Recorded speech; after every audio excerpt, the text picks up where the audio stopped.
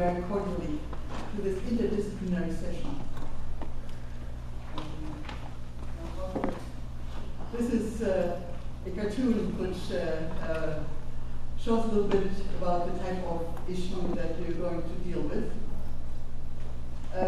This session is sponsored by 4 learned societies. The Canadian Sociological Association is the lead association, the Canadian Association of Professional Academic Librarians, the Canadian Population Society, the Canadian Society for the History and Philosophy of Science, and the Canadian Society for the Study of Education are all sponsors of this particular session. However, we have received financing from the Federation for the Humanities and Social Sciences because this is an interdisciplinary session. But we also have, through the extraordinary generosity of an individual, namely Professor Peter Harris Jones, received money which helped us to bring everybody here and to pay for the technology here. It's an act of extraordinary generosity for which you will not receive a tax receipt because we are not a charitable organization, so I would really like to acknowledge this and thank Peter very cordially for helping us organize this. The organizers of the session is Scientists for the Right to Know. The organizing committee consists of Aaron Sperling. Aaron, maybe you could just raise your hand, and Jesse Bazul, and they really did all of the work. The organization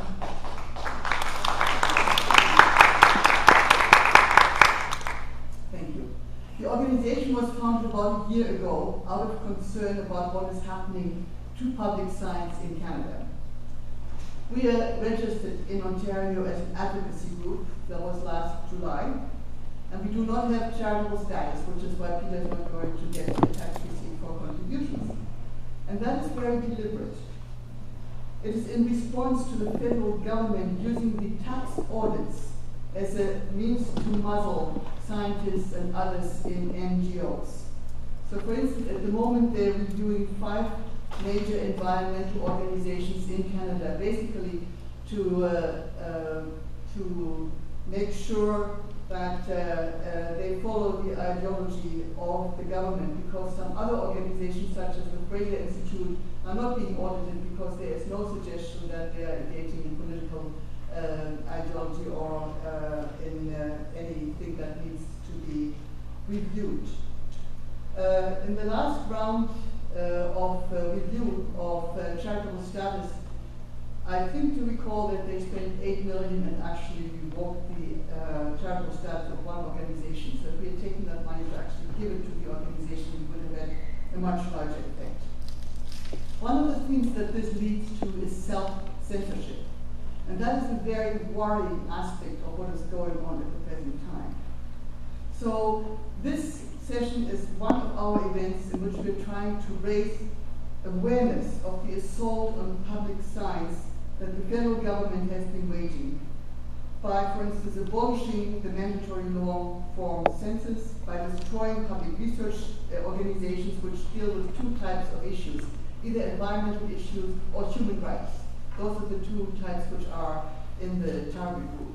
By explicitly muzzling federal scientists, and by starting to turn civil servants into servants of the elected government, such as in the Code of Conduct for Librarians and Activists, where they have now a duty of loyalty to the elected government. It used to be that civil servants were civil servants to us who are paying their salaries. It's not the government's money, it's our money. And I think this is being redefined at this present time as them being part of having to do it for the government. So these are a few of the concerns that led to the organization of what we are trying to do. Today we're having a totally outstanding panel of 3 people, and I'm going to introduce each of them before they speak.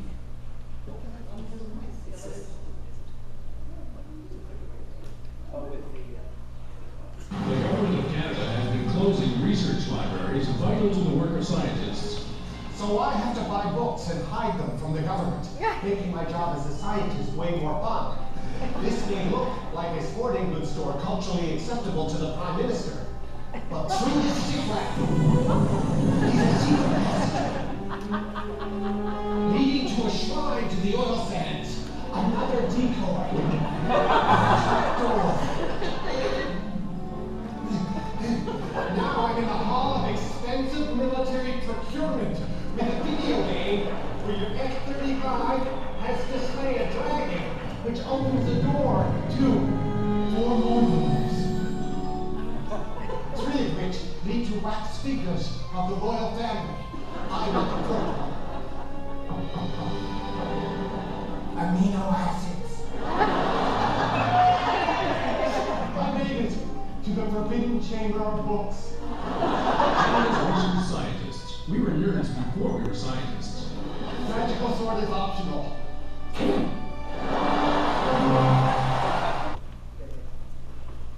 Frankie James is a unique blend of an artist, an author, and an activist. She merges science and personal activism to engage people on the streets and online. And she's going to talk about some of her battles with the federal government, and will talk about her latest book, Band on the Hill, in which she tells us how she was first discovered and then was being censored by the Canadian government for making art about dirty oil and climate change. She has been extremely important in motivating people and making them aware of the issues. Her story of what is Harper afraid of has motivated over 8,000 people to write to the Canadian government to register their concerns. In February 2012, she presented a printed copy of her story to the White House and included the names of 1,200 people who sent letters to President Obama from her Anybody essay. So we're extremely pleased to have Frankie to give us the first talk. Please.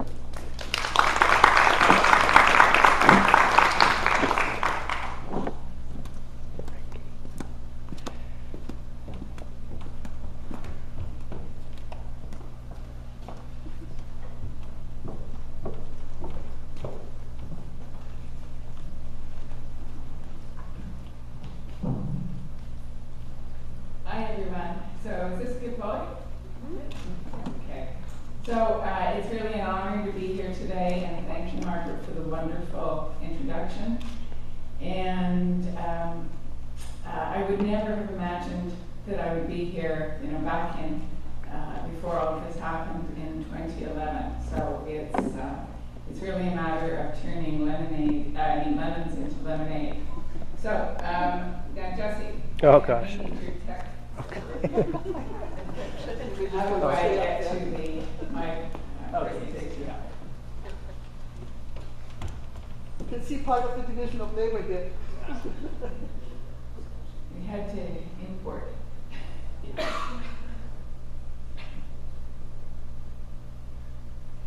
Great. Okay, wonderful.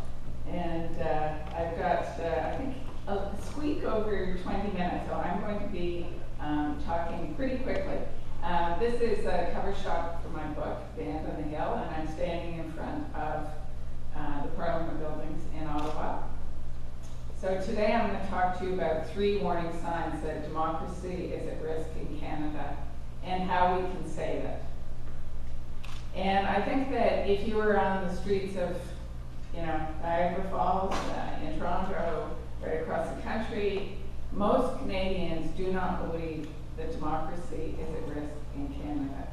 They are pretty much asleep to the issue. And in fact, I never thought I would get in trouble for speaking up. I thought that it was just my right as a Canadian to speak up, and certainly in my family of 7 kids, we were all encouraged to speak up. So, warning sign number 1, the government targets dissenting voices. You may recall back in the summer of 2013 that Harper's enemy list was leaked. Tories facing heat for compiling enemy lists for new ministers. Stephen Harper requested a list of enemy lobby groups, bureaucrats, and reporters, documents show. Well, I used this as an opportunity to raise the issue of how the PMO enemy list actually infringes on Canadian Canadian rights to free expression. And I wrote a letter to the editor of the Hill Times, which got published. And I did that kind of cheeky illustration, which ended up on t-shirts and posters. So who was on the enemy list? Climate scientists, environmental NGOs, lobby groups, reporters, and basically anyone who disagrees with Harvard. So this is just a list of some of the people who are on the enemy list. And it's compiled from records that Voices WA has kept on their site. And so you can check it out. I put my, I'm on their site, and I'm on the enemy list, I believe. So I'm going to tell you a little bit about my story and how I discovered that I was on Harvard's enemy list. Back in May 2011, I was in the midst of planning to send my work over to Croatia. And it eventually grew to be a 20-city European tour that was planned. And I was speaking with the organizer because it seemed that we'd kind of hit a glitch in the momentum. It seemed that there was something, I couldn't quite put my finger on it. So I phoned up the educational NGO in Croatia, and I said, you know, what's happening? Is the show going to get canceled? And she said, no, but I had a meeting with the Canadian Embassy, and the cultural officer said to me, off the record, don't you know this artist speaks against the Canadian government? And I was totally flabbergasted. I said, oh my goodness, why did she say that? Oh, Ottawa is very unhappy with your visual essay to the Prime Minister.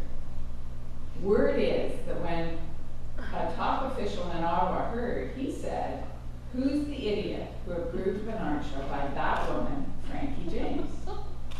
And in fact, they weren't really sponsoring very much of the show. They were just kicking in $5,000 towards publicity.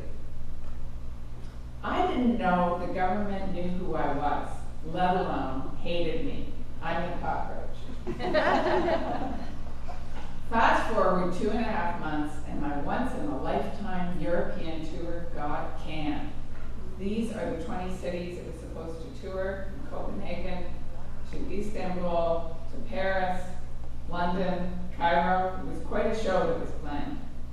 And the purpose of that show was to inspire students to create their own climate change art. Now, why would the Harvard government be afraid of that? The government, in the press, the government denied any interference. Does not appear to be based on facts. That was a statement by the Foreign Affairs to the TAI in July of 2011. And then this one, funding was never withdrawn, nor was it guaranteed. Statement by Foreign Affairs to the Toronto Star at the end of July in 2011. So I applied for access to information to get the truth. And I discovered the government was not telling the truth. I got 2,172 access to information documents with my name up from 4 different government departments. So from Foreign Affairs, from Environment Canada, Ministry of Natural Resources, and even the Privy Council. The government secretly interfered and the show was canceled. And in the midst of all that 2,000 access documents, I discovered this gem. The artist's work dealt mostly with climate change and was advocating a message that was contrary to the government's policies on the subject. Internal email by Jean-Bruno Villeneuve, spokesperson for Foreign Affairs. I told Harper one thing: you're infringing on my right to freedom of expression.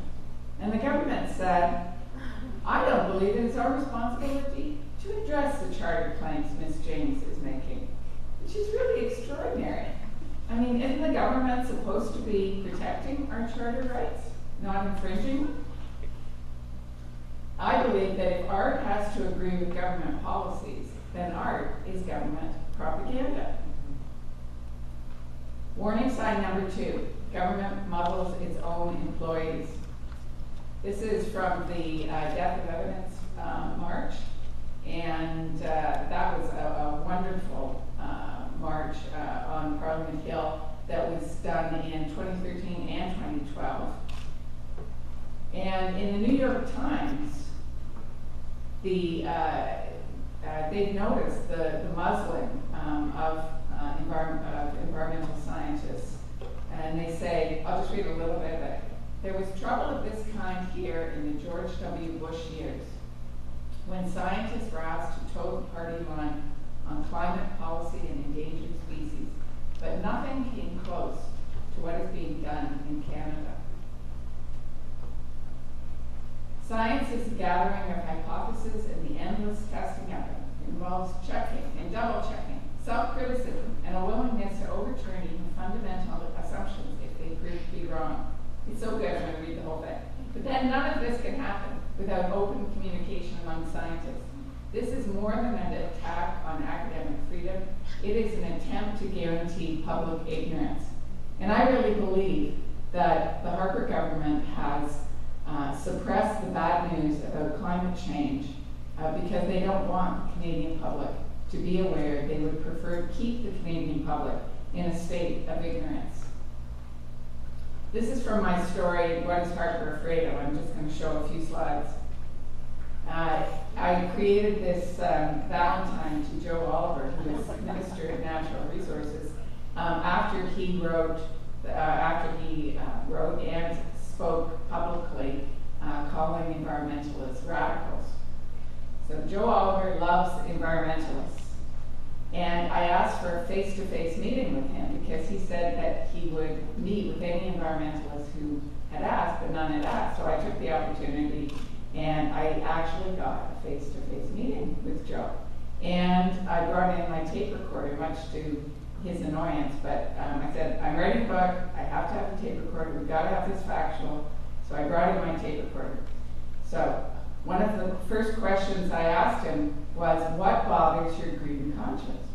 Really simple question. And Joe said, I don't think in those terms.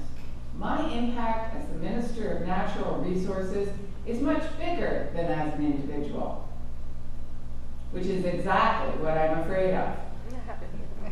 And so this is a list that you will be already familiar with all the changes you're making, gutting the Fisheries Act, trashing the Environmental Assessment Act, and it goes on, and this is not a complete list at all. Silencing the scientists and anyone else like me who disagrees with you. We could be hit with some major environmental catastrophes. It's like you've declared war on Mother Nature.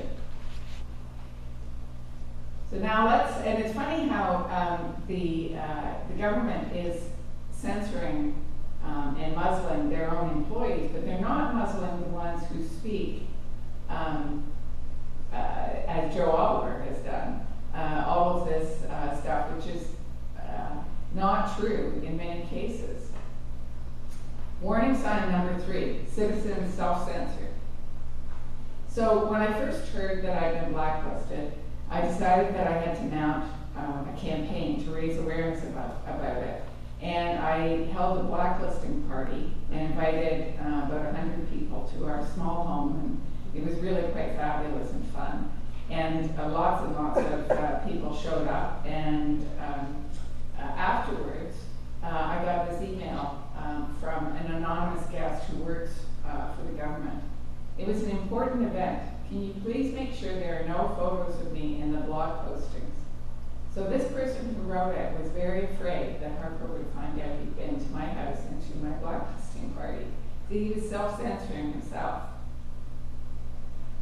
And when my story, when my new book, Band on the Hill, came out in May of 2013, so it's been a year now that it's out, but when it first was published in May of 2013, the first newspaper to write about it was The Guardian, UK, and they did a wonderful article.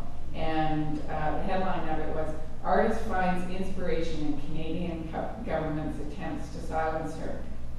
So I sent this news to some friends who work for environmental groups, and the one sent me back this message, Thanks, I can't share the news because it could jeopardize our charitable status, but I wish you the best. So again, people are self-censoring, and this is really frightening. But it also, to me, shows that I have an important role to play, because I'm not working for any big media organization, so they can't call somebody up and get me fired. And I'm not working for the government, so they can't muzzle me. And so there is a role for individual voices like mine who will step out into the light and talk about the fact that we're being censored behind the scenes. Because the censorship that happened with my show being canceled, it was all about using behind-the-scenes influence to frighten people from not supporting my show. So the fact that the $5,000 grant was granted and then pulled back, the money is not important. The fact that the government put a black mark on me and my show is important and frightened people away from supporting it. So we need to fight for democracy. If we don't speak up, we'll lose the right. So I'm going to show you some of the ways that I've been fighting back. And this was my pitch to Indiegogo people in about May of 2013, so last spring. I want you to join me in showing Harvard that blacklisting and censoring citizens does not work, especially if they wield a paintbrush. So I came up with this poster, do not talk about climate change. It is against Canada's policy. And you can see that I've taken a photo of the Parliament buildings and dropped them into the tar sands. Because if the Parliament buildings were in the tar sands would not look that way, right? They would not put up with that environment and that landscape and that environmental degradation. And then I took the words from Jean-Bruno Villeneuve and I immortalized them. The artist's work dealt mostly with climate change and was advocating a message that was contrary to the government's policies on the subject. So that is an example of the headline, do not talk about climate change. It is against Canada's policy. And that poster, I wanted to raise enough money to put it up in Ottawa. And thank goodness, I surpassed the $5,000 fundraising goal and actually raised almost $13,000. So I had more than enough to put the posters up in Ottawa and on some online sites like the Hill Times. That was a lot of fun. And here is a poster in Ottawa. And here I am 1 year ago in Ottawa. And with the extra money, I put it up in Halifax. And one of the donors was Dalhousie University, which is a great supporter of free speech. And they invited me out to speak to the students, and I also had the posters up, and that was tremendous. A lot of fun, great event. And I put them up in Calgary at the same time that the Conservatives were having their convention. And that was a lot of fun, right? Just great. And then I thought, well, the US, we should really do something down in the US. So I started talking to some environmental groups down there, and I got some great support from them. So I have a show, and this is one of the posters, the lead poster, No Keystone XL in Washington. And the show was from October to December. But at the beginning, the launch, they actually flew in David Suzuki, Sephora Berman, and other notable environmentalists to speak at the National Press Club in Washington to address the media and talk about the degradation of the oil sands and what the Harper government is doing. And this is the No Keystone XL poster on the streets of Washington. And we picked some fabulous spots right in view of the Capitol Hill building, which is so neat. And look at that, people from Washington looking at Canada is a dirty old man poster. And then another one of them, Oh Canada, What's Going Down? And the whole show was called Oh No Canada. It's kind of a fun play. my poster as well up in view of the Capitol building.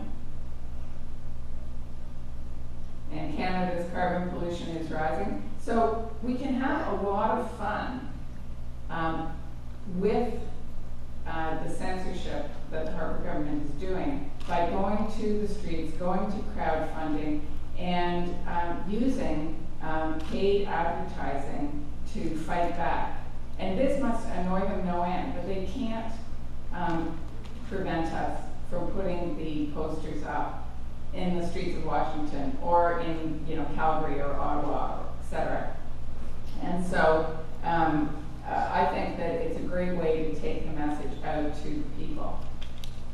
And Michael Healy said this in an interview, and he wrote, "Artists are telegenic, well-spoken, organized, and have access to media. Inflaming them should be avoided. There is no upside to pissing us off." Okay, so I love that, right? So the question is, how can we make more artists? So I have this workshop that I teach at universities, and I call it my Green Conscience workshop. And the tools that I teach students in it to make climate change art are symbols, the use of symbols, the use of witnessing, the use of metaphors, culture change, human nature, and action. And all of this is on my site, so you can go and take a look. Here is one high school class and holding up the work that they created. And it's really fun because it's a way to have them express ideas that they're concerned about their green conscience and what's happening with the planet. And I teach them how to communicate visually, really simply. So I'm just going to show you a few slides that exemplify those tools. The act of witnessing is one of the tools. And by meeting with Joe Oliver and recording it and then making the illustrations, I was using the tool of witnessing. So this is the question I asked Joe Oliver. Would you let your family eat the fish or drink the water from the Athabasca River? And Joe told me, I don't know enough about the Athabasca River. I would want to know from the government whether it's safe, which really shocked me. How could Joe not know about the Athabasca? It's beside the tar sands. Shouldn't the minister of the tar sands mining know if the tar sands are polluting the air, land, or water? Take a look at this Environment Canada report on oil sands pollution. It's labeled secret. So I had it with me that day, and I showed it to them. And when I showed it to Joe, he said, it's secret to me too. Well, I don't know if it came before I was appointed on May 18th, but in any case, it's not my ministry. But Joe has been out in the news for a while. Yeah, I've heard something, right? So in my illustration, and it's in my book, I've taken a Toronto Star article from 2010, which is about deformed fish found in lake downstream from the oil sands, and I superimposed Joe on top of it with his words and a deformed fish. And here we have Dr. David Schindler, who's a University of Alberta biologist you're probably all familiar with. And Dr. Schindler told me he would not drink the Athabasca water near the tar sands. So what I'm trying to do is teach people, the readers of my stories, about the science, what the government is saying, and show the hypocrisy in many cases of what they're saying. But do it in a way that's fun and engaging, so they're not going to tune out. They'll actually remember, oh yeah, Joe was riding a deformed fish. And I show one of the secret pages. Contamination of the Athabasca River is a high-profile concern. This is right from Environment Canada. Mr. Prime Minister, this is a big problem, and this secret report shows that Environment Canada knows it's a big problem. Just recently, the BBC reported that the Cree Lake Nation are taking fish out of the water that have cancerous tumors on them. Whoops, not going forward. exit. Yeah. Good. Okay. It seems that the government has been hiding from the truth. And here I have Harper behind a little shadow, and it says, Parliamentary Committee suddenly destroys drafts of a final report on tar sands pollution. So this was 2010. Federal politicians have mysteriously canceled an 18-month investigation into oil sands pollution in water and opted to destroy draft copies of their final report. Isn't that shocking? If the evidence is hidden, how can we make informed decisions? It seems that the government has been hiding from the truth. What they need is a few class action lawsuits. And then George Orwell is inspiring. He says, political language is designed to make lies sound truthful and murder respectful, and to give an appearance of solidity to pure wind. And he wrote that in 1946. So I say, Orwellian Ottawa, where dirty oil is clean, nature is bad, and lies are truth. This is a quote from Dr. David Schindler. Believing in clean oil sands is like believing in magic fairies. Why are people allowed to lie to the public like this? I just don't understand this. We have to challenge them. Obviously, the people who used to challenge them, the civil servants, are no longer allowed to, which is exactly what Margaret was saying. So, the big question. CO2 keeps rising, but our leaders keep loafing. Will they take action before we're all toast? Only if we speak up. What we need in this fight are citizens who will stand up and speak up and compel us to do what this moment demands. And I would have used Harper, but he doesn't believe that. And that's the end of my talk.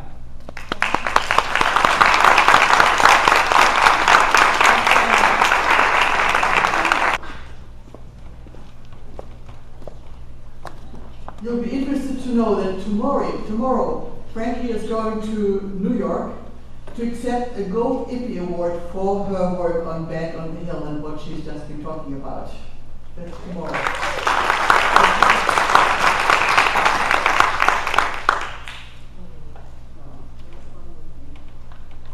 So our next speaker is James Turk. Jim is the Executive Director of the Canadian Association of University Teachers. Prior to joining the CAUT, Jim was an Associate Professor of Sociology at the University of Toronto, specializing in Canadian Studies, and Director of the Labour Studies program at University College. His most recent book, which was published earlier this month, is Academic Freedom in Conflict: The Struggle Over Speech Rights in the University. Jim is an adjunct research professor at the Institute of Political Economy at Carleton University, a member of the board of the Canadian Centre for Policy Alternatives, and secretary of the Harry Crow Foundation. Now, for us who live in Toronto, it's very happy to know that he has been appointed Distinguished Visiting Professor at Ryerson University starting in September. So, Jim, please.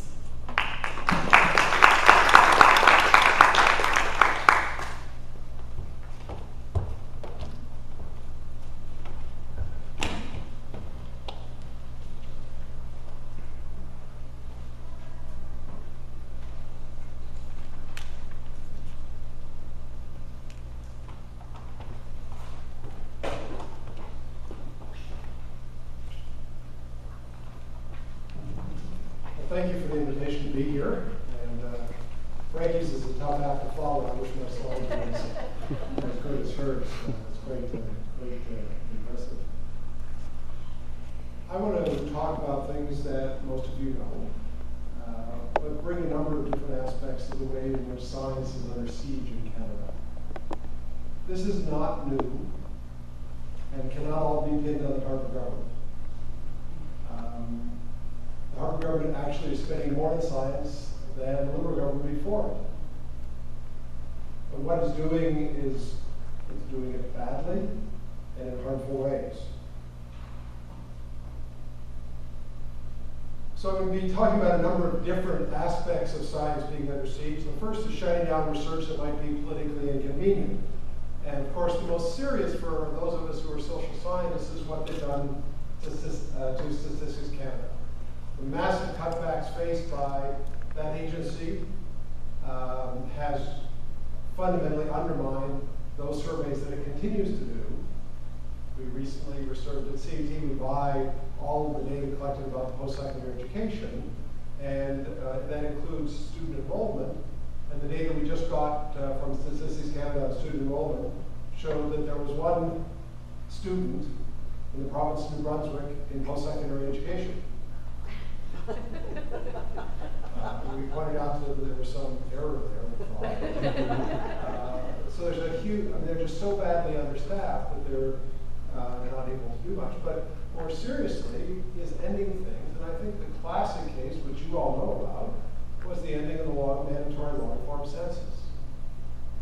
Virtually every organization in Canada spoke out against that. When we appeared before the Parliamentary Committee of CET, we had the Vancouver Board of Trade, the Evangelical Fellowship of Canada, Canadian Jewish Congress, and the Canadian Chambers of Commerce, a rather unlikely coalition, speaking against what the government was doing. The government was hard-pressed to find anybody who would support it, and yet they proceeded. And the result means that there's all sorts of social science research that can't be done. Municipalities can't plan bus routes because the mandatory long-form census was one of the only ways you could match where people live with where they work, so you could plan where to locate daycare centers and bus routes and those kinds of things. But it also provided social scientists and the public with data to evaluate the effectiveness of government policy. And now that's gone. The Canadian Foundation for Climate and Atmospheric Sciences funded climate research. So this government has responded by eliminating their funding. We know about what happened with the experimental lakes area. Not only did the government federal government cut off the funding, but when scientists who had their own money to go up to their site, they were barred from the site. The Polar Environmental Arctic Research Lab, or PEARL, in Nunavut, has been doing very important work, sustaining the work of 60 scientists. And they needed only $1.5 million in operating funding to continue, and the government couldn't find it. And then what happens in Justice Canada? If you saw this headline from earlier this month, where the government has chopped the research budget. And what they commented about is very interesting. The Federal Justice Department has chopped $1.2 million from its research budget, tightening control to ensure that future legal research is better aligned with the government's law and order agenda. And here's a quote from the Deputy Minister's report. Previous legal research of the department sometimes caught senior officials off guard and may even have run contrary to government direction. How terrible that policy analyst might tell the government something it doesn't want to hear. So we have a solution to that. We eliminate it. Which leads to the muzzling of experts. Now, the case that was best known was Christy Miller, who was the head of molecular genetics for the Department of Fisheries and Oceans. And she had done research that she published in one of the two most prestigious scientific journals in the English language, Science, she was studying the decline in the salmon run on the British Columbia coast. And after she published her article, when she received interview requests, she was told that she had to get permission from the minister's office. And then we got a copy of the federal government media protocol, which is up there, and I can't resist reading it. Just as we have one department, we should have one voice. Interviews sometimes present surprises to ministers and senior management.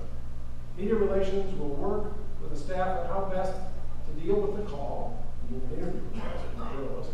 This should include asking the program expert, that is the scientist, to respond with approved lines.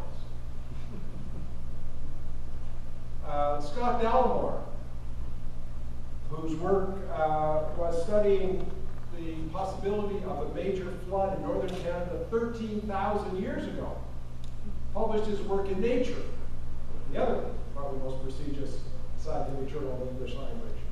And he was denied the right to speak about his research. Now, it's hard to imagine how the study of a flood 13,000 years ago would be something that the government felt it must muzzle.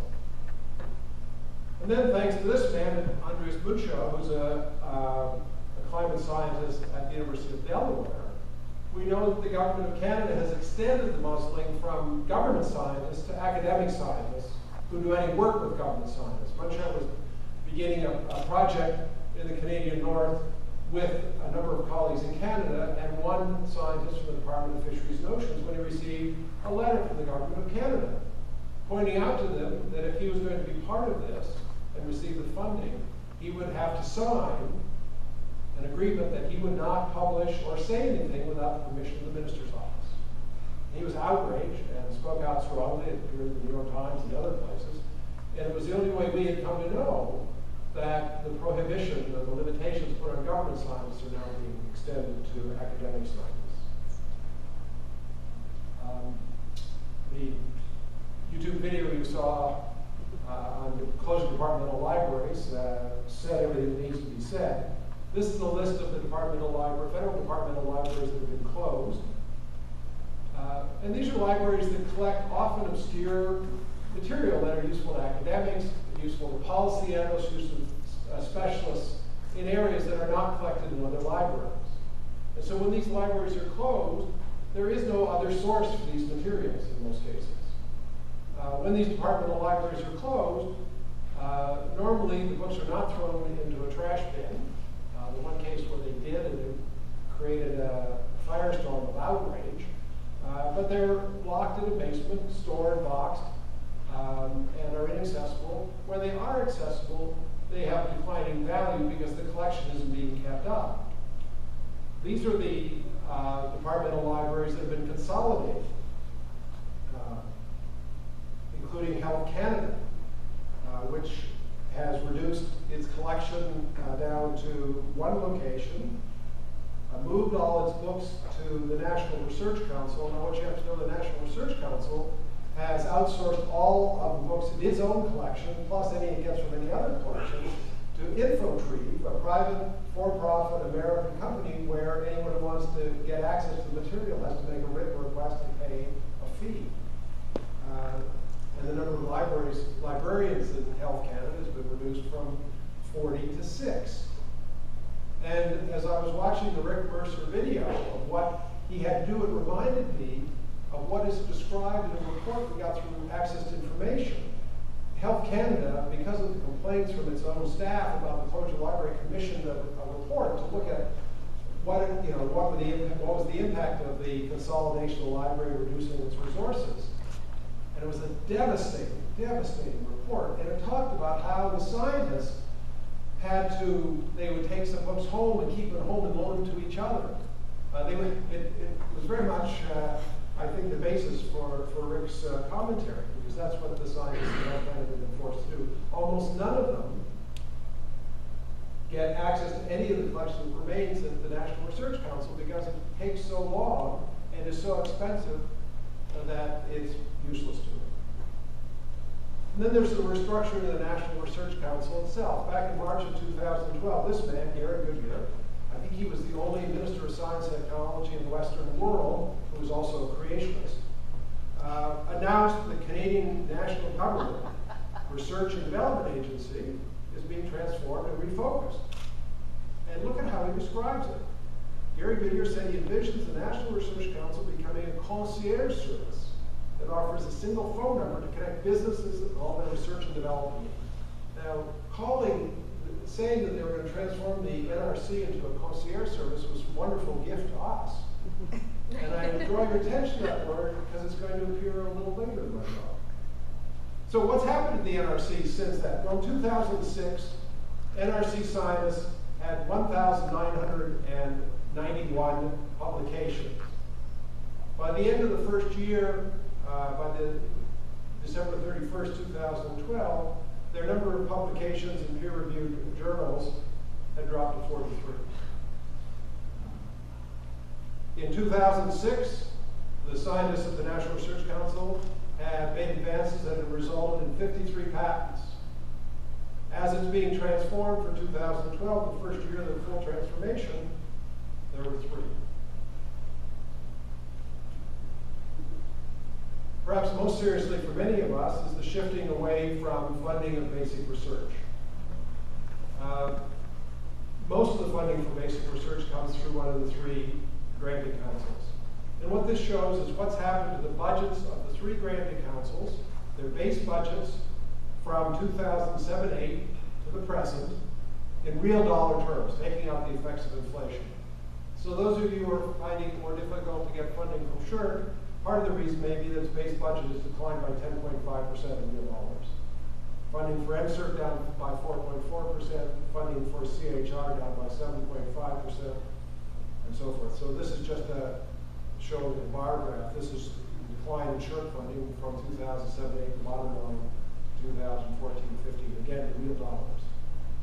That's for MCERT, that's for CIHR. As well, the government is reshaping SSHRC, MCERT, and CIHR. It's doing that in several ways, by directing the funding that they get. So political decisions determine the direction of the funding, not scientific or scholarly ones, and changing the funding agencies granting governing councils. So each budget since 2007, this is the late former finance minister, Jim Flaherty, and the prime minister, had provisions like this for all the new money going to the granting council. So in 2007, there was $37 million in new money for MCERT, but it could only go to research in the designated areas.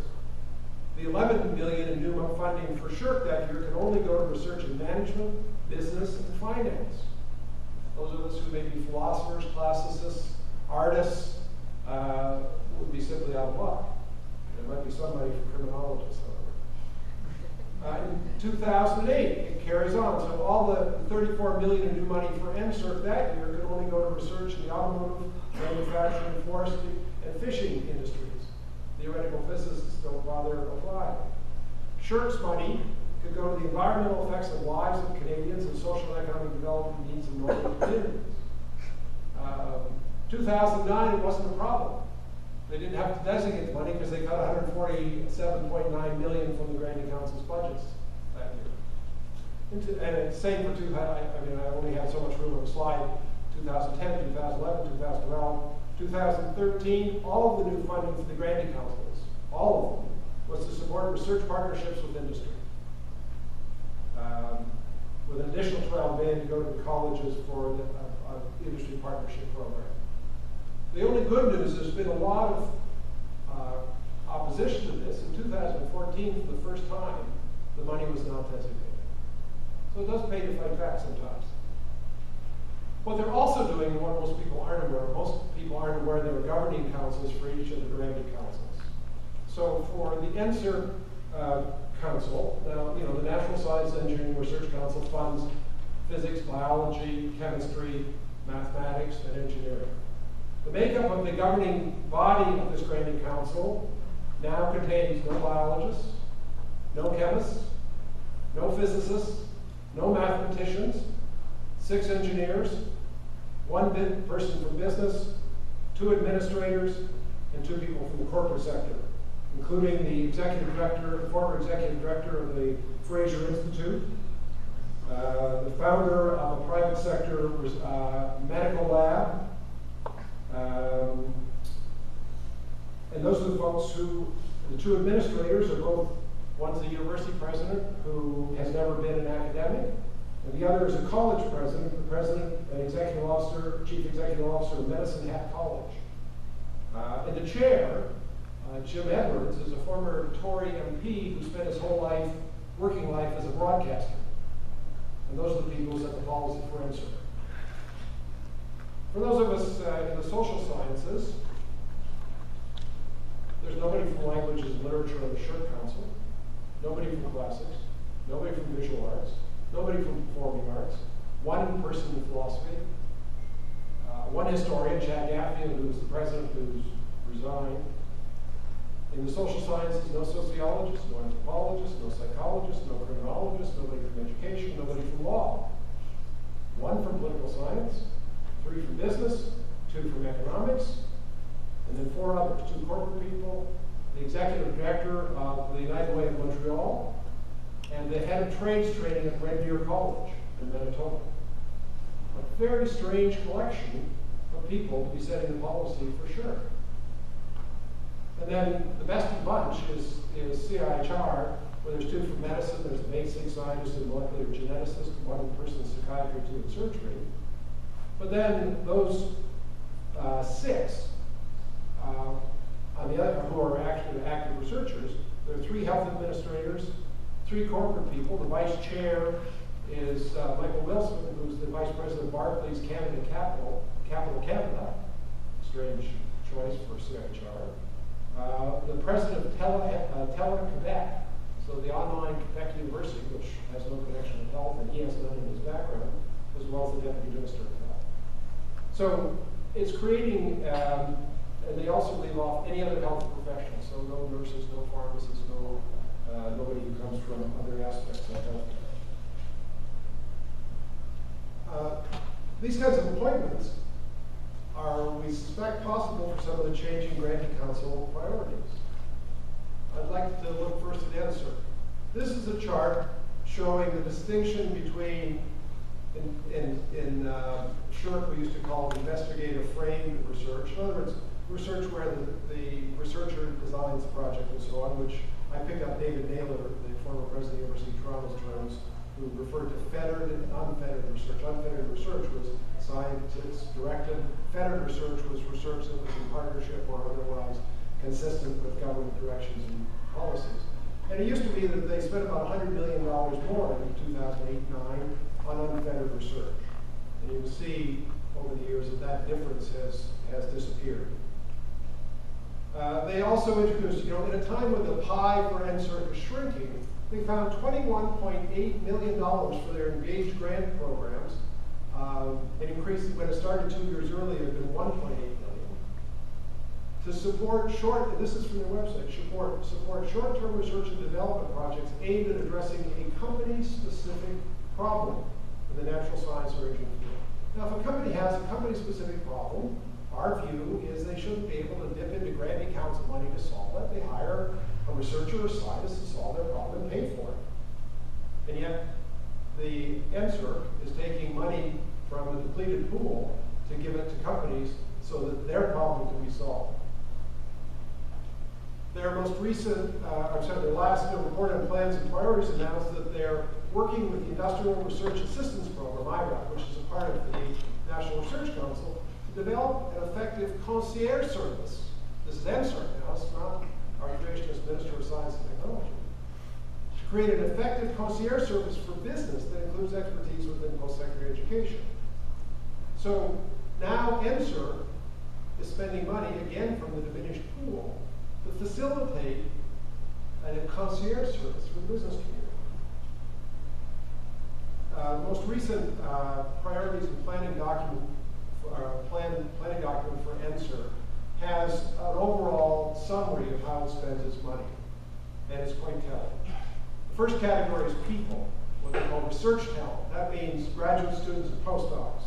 And funding for that over the last 4 years has declined by 22.9%. The second category, discovery, the advancement of knowledge, is for funding research. Those of us who are natural scientists apply for that. That funding allocation for that has declined by 16.3%. Third category is what they call innovation, partnerships, research partnerships with industry. That's gone up by 25.3%.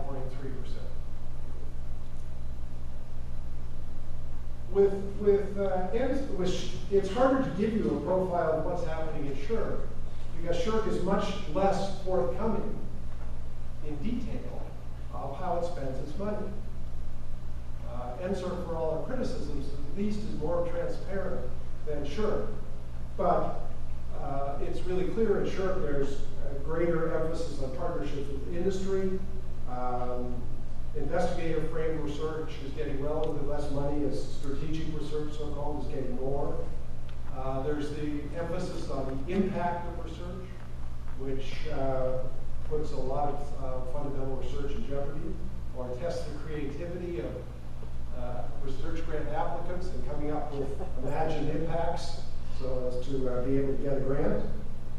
Privileging of large groups, the funding for individual researchers and for small groups has declined, which makes, amongst other things, the internal accountability board voting SHRC less because there's smaller numbers of grants but for individuals, and that has implications for what can be done and what can't. There also, if you look at the SHRC website, there's changing their language from peer review to merit review, which suggests bringing in other kinds of interests. As you're doing more partnerships with industry, then perhaps industry people should be having more of a say in what gets funded. They eliminated the research time supplement. Anyways, just a sample, I was looking at their website. One of their most recent requests for tenders was for this project: strengthening research partnerships between post-secondary institutions and industry. Now, had that been NSERC or CIHR, it might have been less surprising. It seemed an odd priority for sure. And then they make clear the overall goal of this project is to enhance the engagement of industry partners in research partnerships related to social sciences and humanities. Achievement of this goal will result in increased awareness of opportunities for partnerships between post-secondary institutions and industry, an increased number of grant applications for projects that involve industry partners, and increase the average number of industry partners involved per application. I hope you're all developing your contacts with industry. And strengthen partnerships between post-secondary institutions and industry. Now, you know, it's conceivable that those in the administration of SHRC are saying, well, look, with the rhetoric of this government and the politics of this government, we have to make it seem as if we're going to go along with their line. So, we've seen cases where industry has been defined broadly to include various kinds of non-governmental organizations, co-ops, and so on. This request for tenders, though, makes it clear that isn't the case in this instance, because it provides a definition of industry.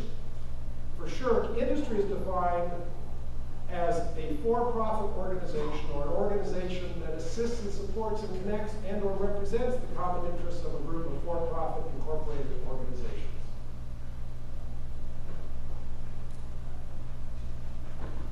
Other aspects of concern: diverting resources to the stars.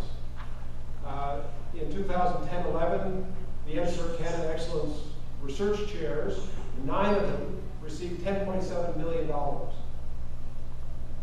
This is a time when the success rate for the main NSERC grants, the discovery grants, had gone down, and that amount of money given to these 9 men, they couldn't find any women to give an NSERC Canada Excellence Research Chair to. The money given to these 9 men would have funded discovery grants for an additional 339 researchers and would have eliminated the decline in the success rate that had occurred since 2006. Spurred on by the success of that experience in 2011-12, they gave $17.8 million to 13 men. Women are hard to find, I guess. That would have supported an additional 545 researchers with discovery grants that year.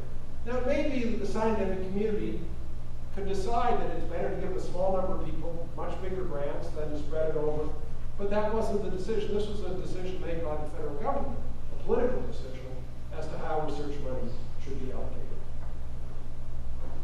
The results of all of this is the declining success rate.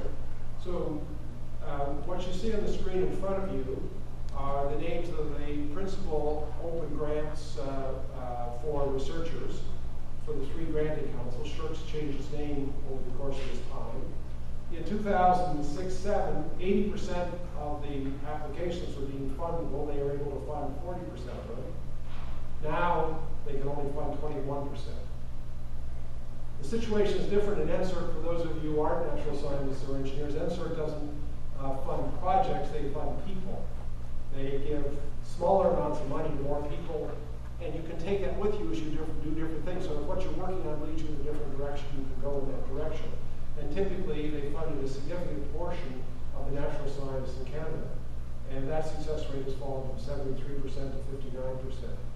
And then in the health sciences, the success rate has fallen from 21% to 16%. So as the pie shrinks, as the policies that shift more money to partnerships and other things, the price is being paid. So, if you're a health scientist, the 84% possibility, even if your grant is deemed fundable, 84% chance you won't be funded. So I've tried to summarize briefly some of the ways in which science is under siege in Canada, discussing those.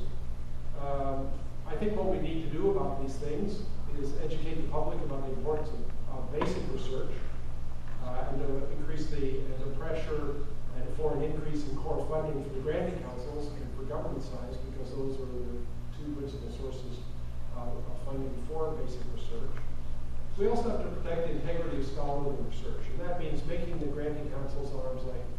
They're being transformed into puppets for the government, and they're largely a fig leaf to cover government dictation of how research is to be done. Fund research the basis of scholarly and scientific importance, not in terms of political preference. Speak out against the muzzling of science. Again, Rick Mercer's probably done a better job than any of us could otherwise do, so you should get access to that. I assume it's available online and shown at every meeting gathering you can imagine. We should have a nonpartisan parliamentary science officer. The Harper government doesn't like parliamentary nonpartisan officers because they report to Parliament, not to the minister. And there's a private member's bill now before the House of Commons to do precisely that. And we need to adopt a sound science policy for Canada.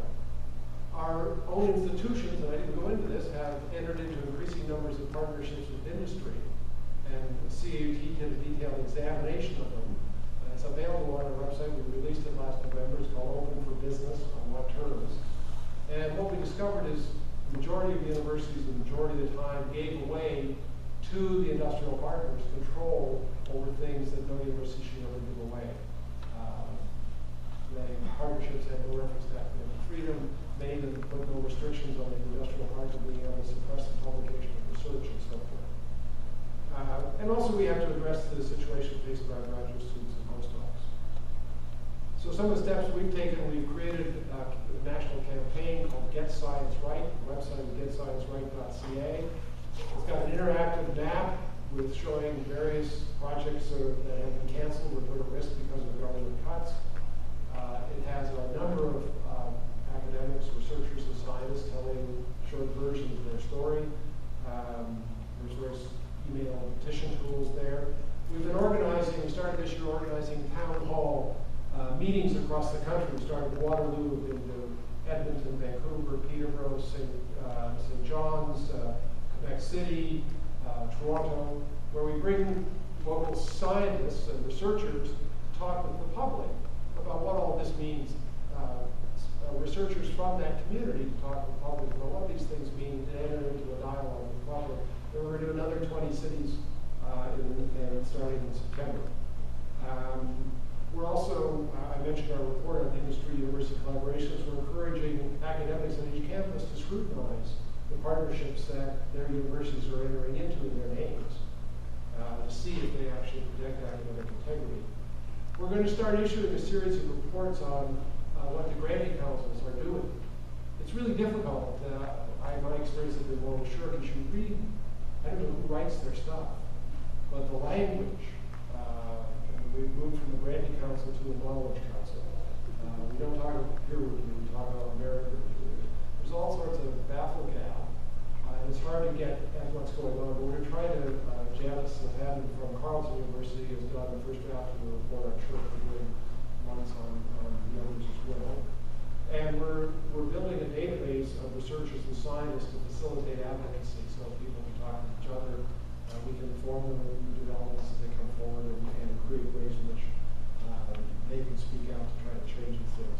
So I'm hopeful what discussion time we have, there will be an opportunity to discuss what other initiatives.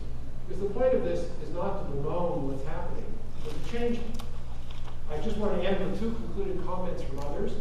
Nature, which does not get involved politically very often, felt so upset about what the Canadian government was doing that in July of 2012 it actually had an editorial, which included the quote that you see in front of you. And even some of the business community are concerned about some aspects of our science policy. Mike Lazaridis, the founder of Research in Motion. What we need are those creative people to be left to do creative things just for the hell of it. That's the game changer that forms the raw material for industry to capitalize. Unfortunately, we don't have a government now, and the previous government before that understood that. Thank you very much. Thank you very much, Jim. So our last presentation is by Dr. Janet Christney. She's the past president of the Bibliographic Society of Canada. A specialist is Canadian publishing history. She's the author of a monograph about McClelland and Stewart's Canadian literary reprint series, The New Canadian Library, and has also published articles on the Methodist Book and Publishing House of Toronto and the history of publishing and library services for the blind in Canada. In addition, she's editor of the collection 30 Years of Storytelling, Short Fiction by Edmund Weatherald, and served as an associate editor to Volume 3 of the History of the Book in Canada. As president of the organization, she wrote some fabulous letters to the government, and I hope that you're going to tell us about some of the points you raised there. Janet, please.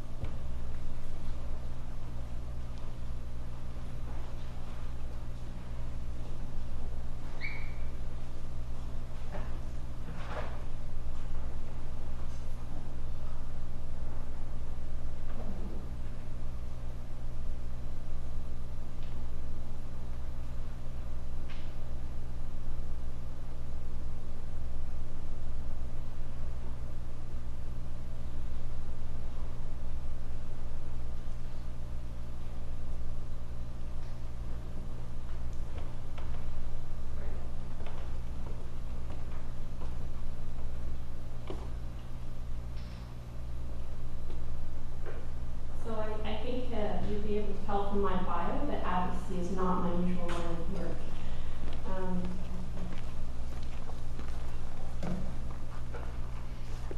Eroding Democracy, the foretitle of this special joint session, is an apt description of the trajectory of the current federal government. Democratic societies and genuinely democratic governments value consultation and debate as a fundamental principle, even if the government in power does not always appreciate the content of what's communicated to it. In recent years, however, members of the Canadian research community, whether based inside post-secondary institutions, scholarly societies, government agencies or departments, or non-governmental organizations, have found their participation in democracy curtailed. Researchers engaged in all realms of study, the humanities and social sciences, as well as the sciences, have experienced shifts in federal policy and practice during the Harper era that have undermined their abilities to access resources and data for their studies, while their expertise has been ignored or even suppressed. The litany of interventions and changes is all too familiar at this juncture and includes, among others, the ending of the long-form census, controls imposed on the communications of government-based scientists, closure of government-supported research facilities, revision of environmental legislation, restructuring of the National Research Council, debilitating funding cuts to the CBC, Parks Canada, and Library and Archives Canada, closure or consolidation of other government libraries, revisioning of the mandate of the Canadian Museum of Civilization into the more narrow Canadian Museum of History, and the absorption of the Canadian International Development Agency into the Department of Foreign Affairs, Trade and Development. And we've heard others in that list as well. The response of the research community to the federal government's changes of legislation, policy, and practice has been intense and predominantly negative. Scientists and librarians have marched on Parliament Hill, that's the librarians. Letters of protest have issued from the executives of numerous scholarly societies and professional organizations. Cross-disciplinary panels such as this one have sprung up as part of the annual meetings of Congress. The Canadian Association of University Teachers has launched major campaigns. Organizations such as Scientists for the Right to Know have been provoked into existence. The attention of journalists has been sufficiently caught by the federal government's disregard of scientific research specifically to inspire 2 extended pieces of journalism. Chris Turner published in 2013 his book-length expose, The War on Science, Muzzled Scientists and Willful Blindness in Stephen Harper's Canada. While early in 2014, CBC's Fifth Estate aired its 1-hour documentary, The Silence of the Labs. While I applaud these two key pieces of journalism for advancing the collective pride of researchers across the land, I would suggest that one of the frustrations of the past few years has been a general failure to achieve sustained media interest, and by extension public interest, in the myriad incursions on Canada's research infrastructure.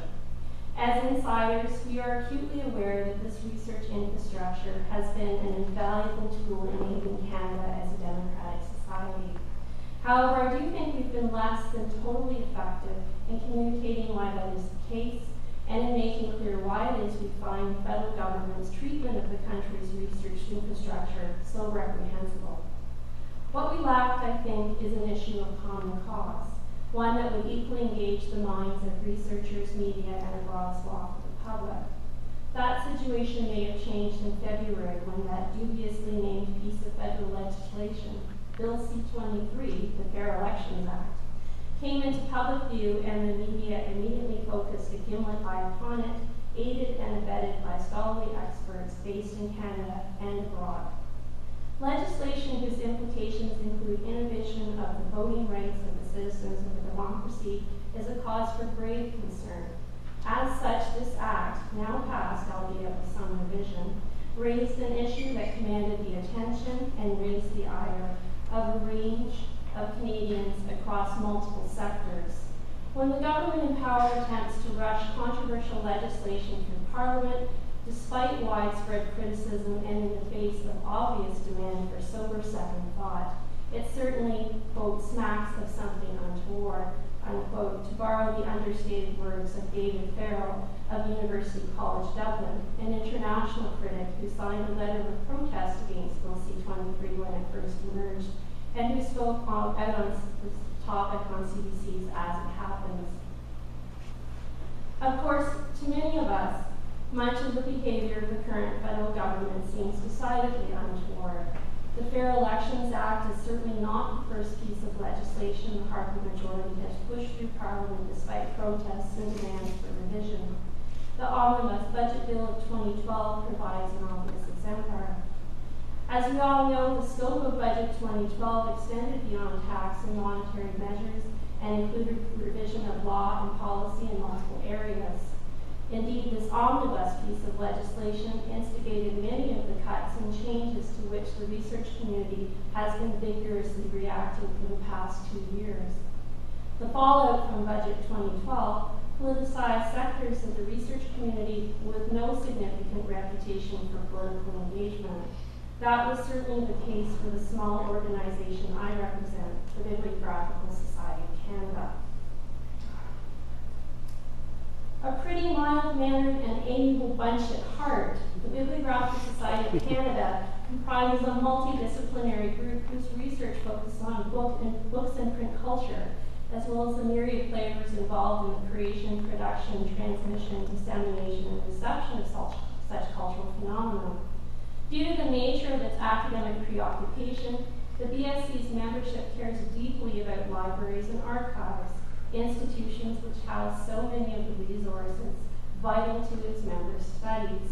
In spring 2012, the severe cost-cutting required of federal government departments by Budget 2012 led the Department of Canadian Heritage to reduce the budget of Library and Archives Canada by $9.6 million over 3 years.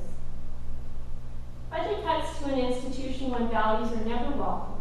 However, what shocked members of the BSC was that the cost-cutting initiatives identified by LAC's upper management in 2012 demonstrated reckless disregard for the institution's clear and legislated mandate to collect, preserve, and provide access to Canada's documentary heritage. One staggering cut brought interlibrary loan service to an end in December of the same year. By shutting down that service, which loaned to both academic and public libraries throughout the country, LAC's upper management denied Canadian taxpayers access to a substantial volume of our country's documentary heritage. The decision failed to respect the fact that not all citizens have either the financial wherewithal or the freedom to travel to Ottawa. This action was incomprehensible to those committed to the ideal of democratic access, a sentiment that the BSC communicated strongly in a series of open letters penned through 2012 and 2013, variously addressing that correspondence to all members of Parliament, then Minister of Canadian Heritage James Moore, and then Librarian and Archivist of Canada Danielle Caron. The BSC, as did many other organizations, raised additional concerns in light of other planned cuts. The Society pointed out that restrictions on reference services with consultations with librarians and archivists shift to by appointment only represented another barrier to access. So too did severe staffing cuts that would leave important collections within LAC's holdings bereft of designated specialists. Notable examples included archival holdings related to Aboriginal, multicultural, literary, and musical subjects. These staffing reductions, the BSC argued, would undermine collections expertise vital to users of these collections, slow down the speed at which unprocessed acquisitions could be prepared for public consultation, and make a negative impact on conservation efforts. These incursions on access and preservation occurred several years after LAC's commitment to collections had already been severely damaged by Caron's decision to impose a temporary moratorium on purchasing and donations outside of government records, a change of practice that by spring 2012 had already endured for several years. In 2012, letters sent by the BSC and fellow organization to Minister of Canadian Heritage James Moore met a wall of indifference. Moore's typical response, which generally took quite some time to arrive, ran along the following track, quote, "As an agency in the Canadian Heritage portfolio, LAC is responsible for operational decisions under the direction of the Library and Archivists of Canada, including those related to Budget 2012, unquote. Since the BSC considered this response fundamentally flawed, it stated in its rejoinder, quote, "When operational decisions undermine LAC's capacity to meet its legislative mandate, those operational decisions then become the concern of the minister under whom LAC currently falls," unquote. We didn't get a response. LAC's upper management, still under the reign of Caron, perpetrated a new horror in the fall of 2012. On October 30th, an advisory appeared that stated that the institution would no longer collect the publication of provincial and territorial governments, claiming they were, quote, "not subject to legal deposit under the Library and Archives Canada Act and its regulations," unquote. Really, why then had provincial and territorial governments faithfully supplied LAC and its antecedent National Library of Canada with 2 legal deposit copies for the preceding half-century? How could such a change of practice be possible? If one turns to the 2004 legislation for LAC, one finds that the minister holds the power to define whether or not an entity constitutes a publisher. Presumably then, provincial and territorial governments had suddenly lost their status as publishers. This advisory of October 30th also signaled an intention to divest LAC of second copies of provincial and territorial publications it already held, and offered provincial and territorial organizations first refusal on these, quote, "deselected second copies," unquote. Why take issue with such a measure? Well, legal deposit had always required 2 copies for a very specific reason, so that one could serve as the preservation copy while the other functioned as the circulating copy. So to me, this decision suggests that a significant breakdown in professional practice had occurred at LAC. This advisory's revelation about a practice of deselection underway at LAC also inspired a new source of anxiety. Had any other materials outside of provincial and territorial publications been deselected? If so, what items precisely, and how and by whom had the decisions been made? The concern seemed valid since LAC's legislation empowers the Library and Archives of Canada to, quote, dispose of any publication or record under his or her control, including by destruction if he or she considers that it is no longer necessary to retain it, unquote. This evidence of deselection at LAC shored up a comparable anxiety sparked just 2 weeks earlier after James Moore announced a significant change for the Canadian Museum of Civilization, a revisioning of the institution into the Canadian Museum of History. Would a narrowing of the vision of the museum lead to a deaccession of artifacts and documents no longer deemed fit within the institution's new mandate? When the Museums Act was amended in December 2013 to catch up with this change of vision, the portion dealing with the establishment of the Canadian Museum of History provided the institution with the authority to, quote, sell, exchange, give away, destroy, or otherwise dispose of museum material in its collection and use any revenue obtained from that disposal to further its collection, unquote. In doing so, the Act reiterated a similar clause that had appeared in the earlier CMC legislation. The trouble is, in the interim, many of us had lost trust in our federal government ministers and their upper management appointees to do right by our cultural institutions and their holdings. Over the past winter, our worst fears appeared to have been realized when scandal broke out over the treatment.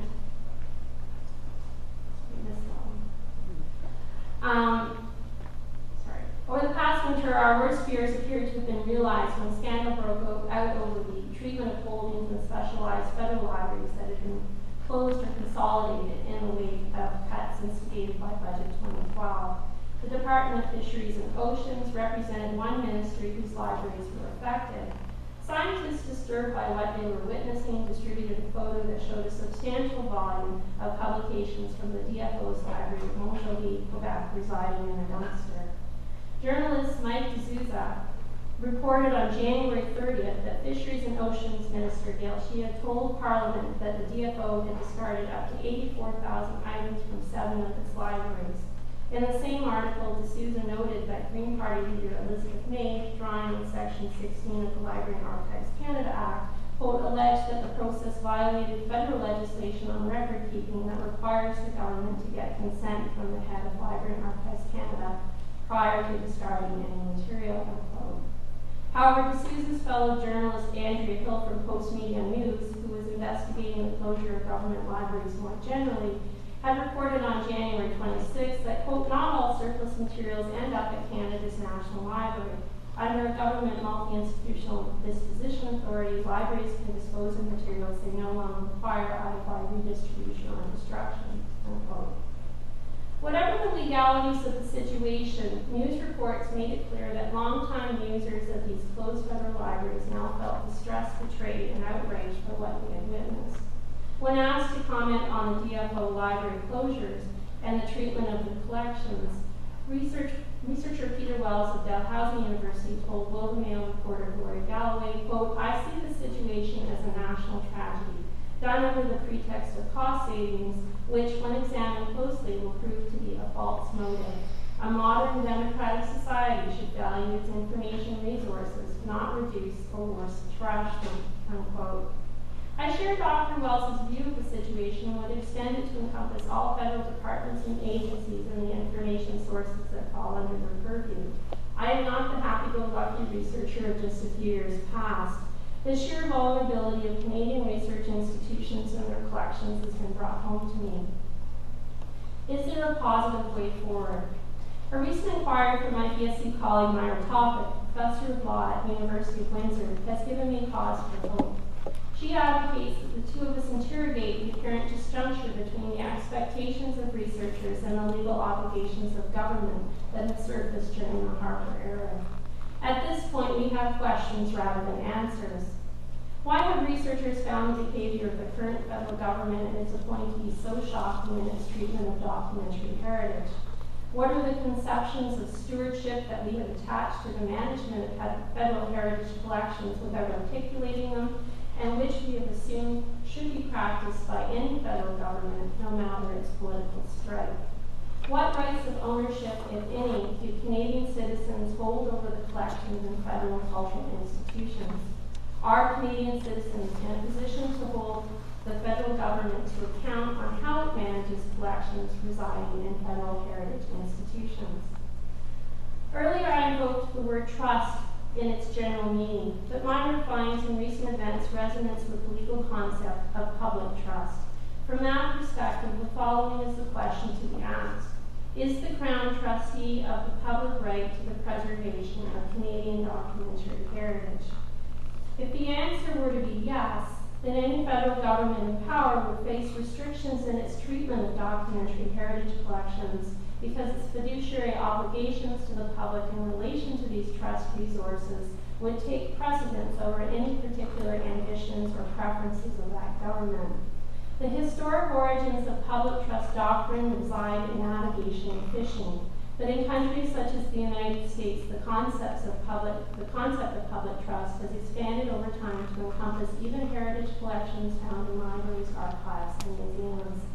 In this era of lost trust, exploring the legal implications of public trust among other possible legal avenues offers some hope for Canadian researchers. Thank you.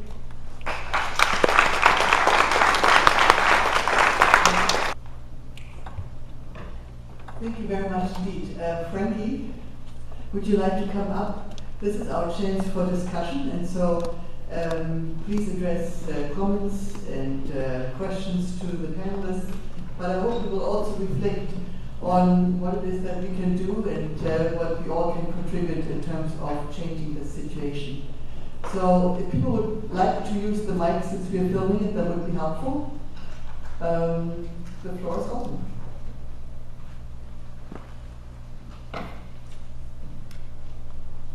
Okay, I'll just speak. Yeah. Okay. Yeah. Well, thanks for the really informative presentations, and it's the first time I've actually seen the work, your artwork, which is really inspiring, I have to say. My name is Susan O'Donnell. I'm from the University of New Brunswick. I'm an adjunct professor in the Department of Sociology. Adjunct meaning that's not actually my day job. I work at the National Research Council. I'm a researcher there. I'm one of the few social scientists in the NRC.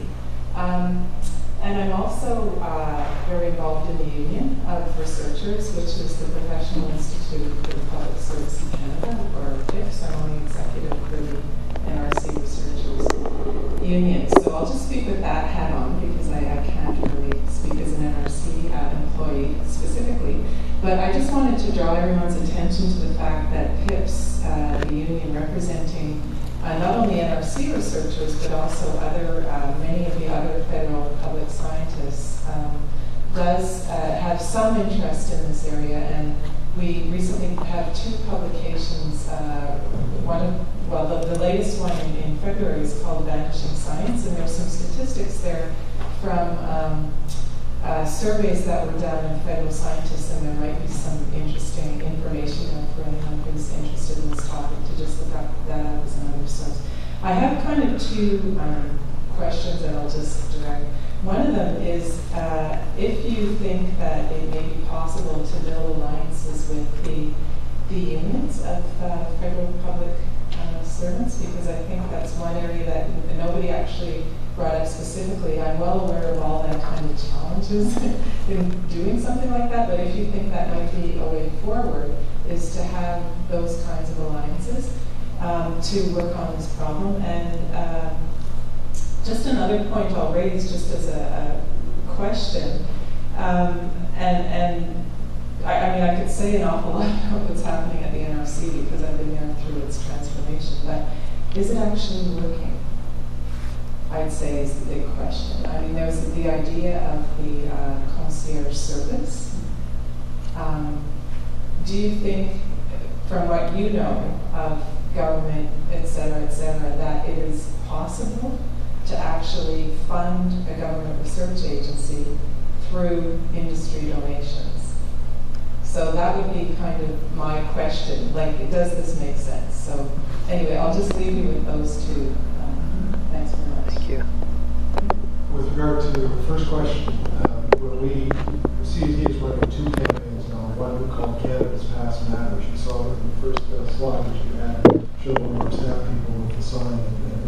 administration. The first thing we did was get in touch with PIPS and the Public Service Alliance, because your members and PSAC members work in the agencies that are affected. One of the biggest difficulties we face is that PIPS and PSAC are both, almost every member they have in every agency is under attack. And so it's really hard to stay on top of it. The survey that you mentioned, the two of them, are really worthwhile. People haven't seen it. You might just tell people again the name of them. You just Google PIPSC and the name. Yeah, PIPSC Canada, they're called Vanishing Signs. Vanishing Signs. It's really worth reading, because the survey of what government scientists say about whether they felt muzzled, how free they are to speak and so forth. It's a wonderful, wonderful survey that PIPS has done. So working with the unions that represent the people who work as government scientists or who work in Library and Archives Canada is essential. Their unions are under a ferocious attack as well. Now your second question was what? Was whether you think it is actually possible to do this. Well, what the NRC transformation is, in part, is not replacing government money with private money, but reorienting what the government money is used for, as well as bringing in private money. It's not going to work. One of the reasons why in Canada there's greater reliance on academic research and government research than in any other major industrialized country is because of the very low level of private sector spending on research. That's been a problem for more than 40 years. We've had untold numbers of commissions, inquiries, task forces asking why that is, why the expenditure by the private sector on research is so low in Canada. The very first one answered the question correctly, and that is that most private sector research is done by transnational corporations, and they do it in their home country. So the bulk of General Motors research is done in the United States. The bulk of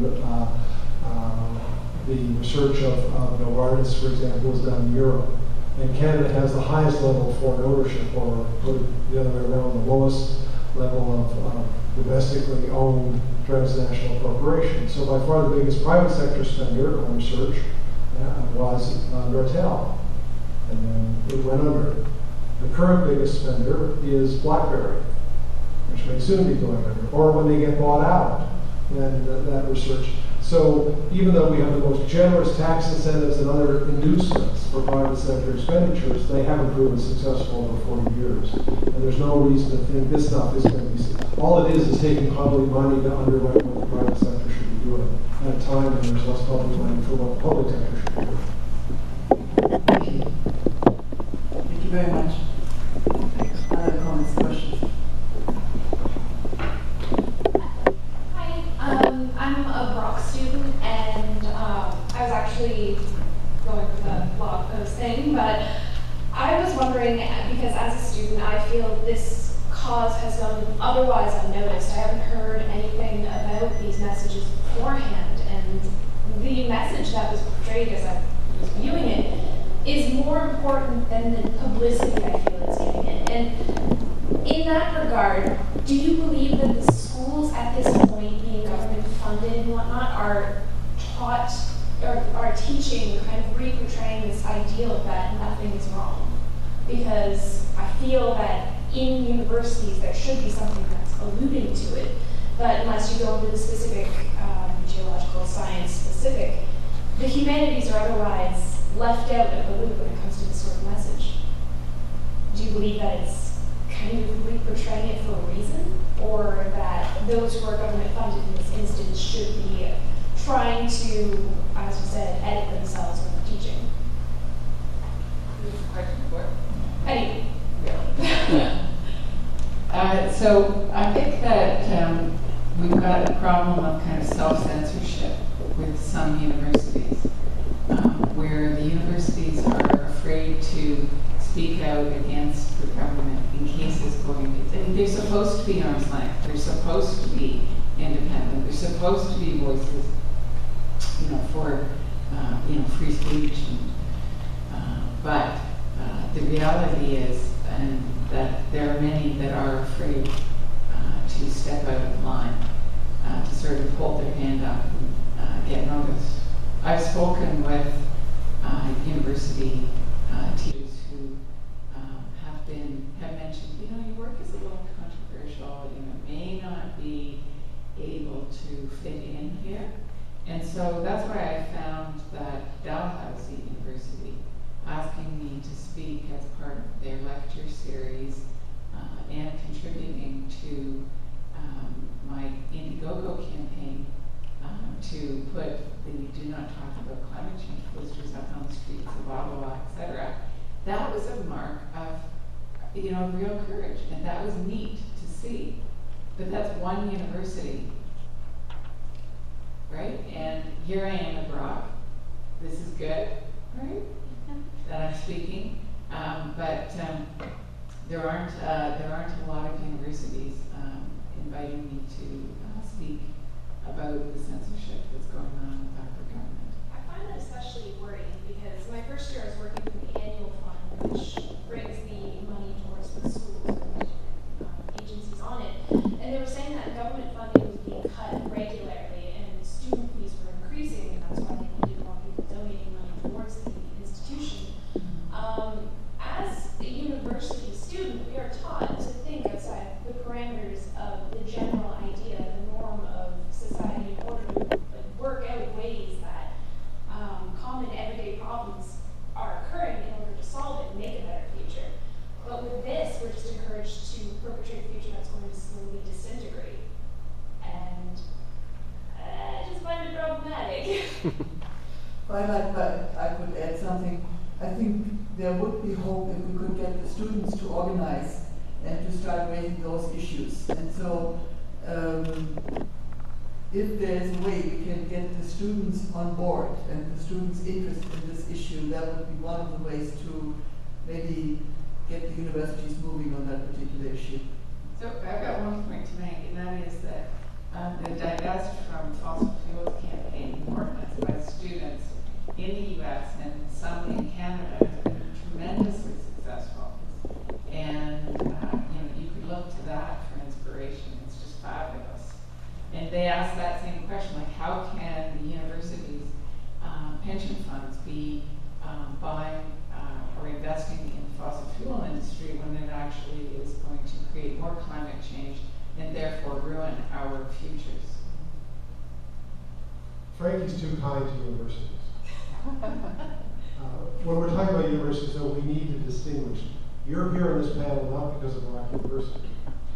You're here because the society is sponsoring this. So it's at Brock University, but it's not Brock. So one of the things I'm curious about was it Dalhousie University that invited you? Was there a professor at Dalhousie? Was there a department or a session? It was a college of sustainability. Yeah, so I know, but it wouldn't have been the university president who would have approved it. It would have been the College of Sustainability. The reason I'm drawing that distinction is when we talk about universities, we should be talking about what position the senior administration is taking on behalf of the university.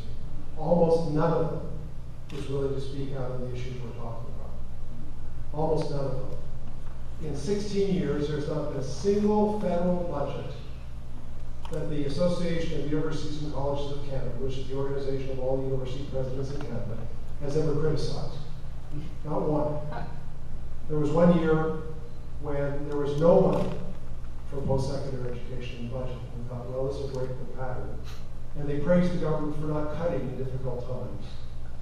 So they self-censored for whatever reason, feeling that, well, you don't get, if you're nice to the government, they'll be nice to you. Which is a fundamental failure in understanding how government works. Especially the Hartford. Pardon me? Especially the Hartford government. Well, I would argue any government. Any government has thousands of groups wanting it to do various things. And basically, as one longtime politician said to me, he said, there's really two kinds of people. There are people who cause us trouble and people who can't. And they only pay attention to those who they feel will cause them trouble. I mean, if you had 10,000 people asking you to do something, all those who come and bend the knee or otherwise are nice to you and won't cause you trouble, why would you, those are easy ones to write off, so you focus on the ones who not only threaten to cause trouble, but actually able to do so. So the Quebec government did pay attention to the students of Quebec, for example. The Harvard our government and preceding governments pays attention to John Manley's group of the chief executive officers of the 150 biggest corporations in the country. Because they mobilize, and they can cause trouble. Unless we're in the position to do that, and that's what faculty have to do, that's what students have to do, is to be serious about these things. And for there to be consequences for politicians who ignore us. And that's why Frankie's work is so important. You know, I mean, anything we can do. So it is a time to mobilize, but I'm afraid, and I wish it weren't the case, that we can't look to the senior administration of the universities as our allies for the most part, they're part of the problem. Thank you. Maybe the next person. Thank you. I guess my name is going to be. I'm interested in knowing this whole issue between public sector, publicly funded groups and private sector. For me, the resourcing of the private sector, and it is very small, very concentrated resourcing of the private sector. People that are busy in the private sector are too busy doing the work that they need to be doing, and rather than applying for funding or going after the funding and developing the partnerships. And therefore, what I'm wondering about is in terms of public organizations and groups, how do they, as a group, do what you're just talking about, and how do they engage the businesses that are being penalized because of the public dollars being put into certain businesses now, mainly corporations, like the private corporations that are benefiting from these investments or whatever, using public funds that are intended for public organizations. How your groups are engaging those other groups that, in terms of both the public groups that have been cut and the private sectors that are being penalized by not getting public dollars while their competition gets the public dollars.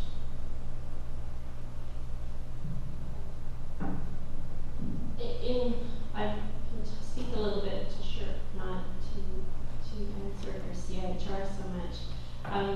Part of the funding of the last number of years has, there's been a program developed at Church called Partnership Grants, the Partnership Grant Program. And the Partnership Grant Program requires a team of academic researchers to work with partner organizations. Well, partner organizations can be universities, or they can be other types of organizations.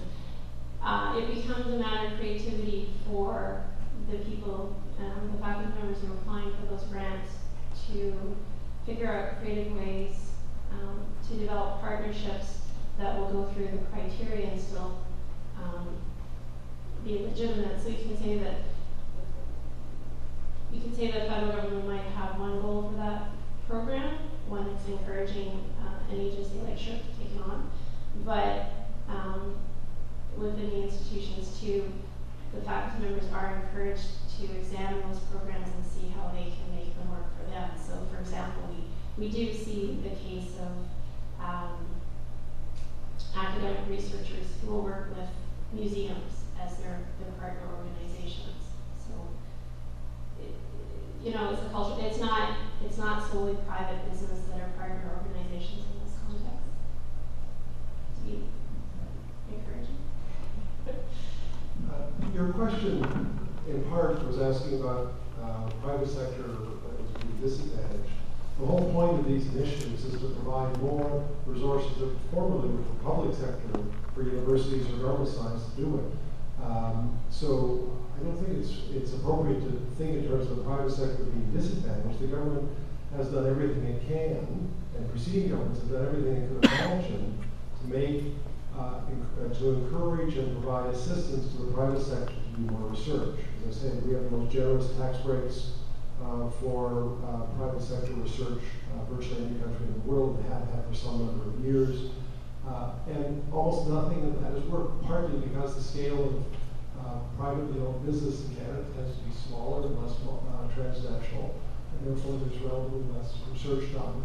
And so if Canada's going to have research capacity, it has to be built in the government and in the academic world.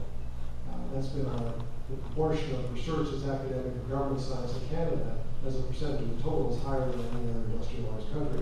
And it's not because the denominator is the big number, but the denominator is such a small number in that fraction. So it's not taking it away from business. In fact, it's quite the opposite. The policies that I was talking about are taking money away from government science and academic science to try to give it to business, not to advance knowledge in science, but to solve a company-specific problem. We don't think that's an appropriate use of public funding.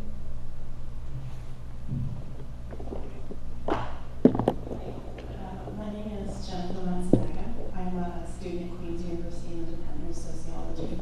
And this is going to end up probably being more of a comment, but I'm going to have a question at the end of it. I'm also the president of the Ottawa Japanese Community Association and a member of the National Association of Japanese Canadians. And the comment that I want to make is that I wanted to state my amazing support for the work that the three of you are doing. And it links the three of you together because I think the ability to have free speech and to have that voice travel publicly is a reliance on documentation and a reliance on archives, a reliance on text material and things. And as Japanese Canadians have learned over the decades that they were fighting for redress, if you're going to hold the government accountable for anything, and if you're going to try to achieve some form of justice, you need to be able to speak on the government's terms. Well, you need to do that by referring to government documents or historical documents or these sorts of things. And we've seen this as well with being in residential schools and the problems with archives and records and things like that. So this whole issue of information muzzling, limiting things came on my radar because of the Canada's Past Matters campaign. So I really applaud you for that work, for the work that everyone's doing. And I was just wondering, to sort of represent that little minority group of people that are struggling, for Indigenous rights, for different apologies and redress and things like that. Have you come across people in your travels that have approached you either looking for help with finding documents or where to store records or how to speak out or these kinds of things related to sort of Indigenous and ethnic related issues?